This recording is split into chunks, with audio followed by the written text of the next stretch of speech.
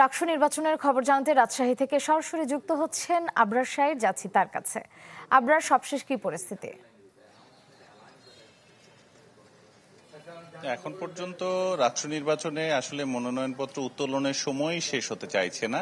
আজকেও নতুন করে ঘোষণা দিয়েছেন। গতকালকের অপ্রীতিকর ঘটনার ফলে অনেকেই যারা নির্বাচনে অংশ নিতে চেয়েছিলেন তাদের জন্য আজকে এবং আগামীকাল এই 2 দিন আসলে মনোনয়নপত্র উত্তোলনের সময় বাড়িয়েছে প্রশাসন। এদিকে আজকে কিন্তু শেষ দিন ছিল ডোপ টেস্টের, চতুর্থ দিনের মতো বেলা 12টা পর্যন্ত ডোপ টেস্ট করা হয় এবং প্রায় 8 শতাধিক ডোপ টেস্টের নমুনা তারা পরীক্ষা করেছেন। এর ফলাফল আগামীকাল আসবে এবং আগামীকাল এটি কিন্তু নির্বাচন কমিশনে পাঠানো হবে। সেখানে যারা মনোনয়নপত্র দাখিল করবেন তারা নির্বাচন কমিশনে গিয়ে সেই ফলাফলটি নিয়ে তারপরে জুড়ে দিয়ে এবং সেই মনোনয়নপত্র দাখিল করতে পারবেন। এবং প্রশাসন এবং নির্বাচন কমিশনার যারা রয়েছেন তারা বলছেন যে ডোপ টেস্টে যদি কারো পজিটিভ আসে রিপোর্ট, তিনি যদি মাদকাসক্ত হয়ে থাকেন তাহলে কখনোই কোনোভাবেই নির্বাচনে অংশ নিতে পারবেন না।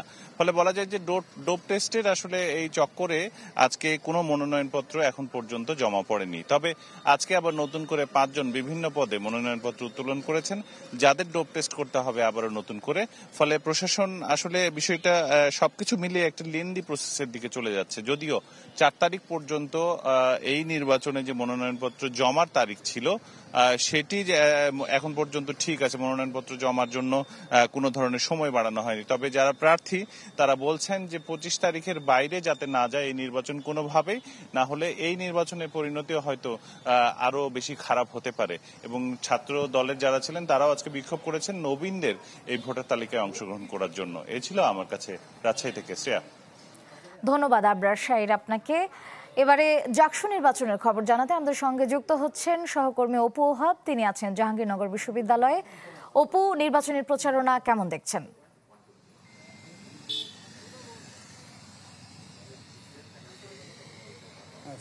নির্বাচনের আজকে কিন্তু প্রচারণার 4র্থ দিন। প্রচারণা একটি জমজমাট অবস্থা, সারাদিন ব্যাপী মূলত চলছে প্রচারণা।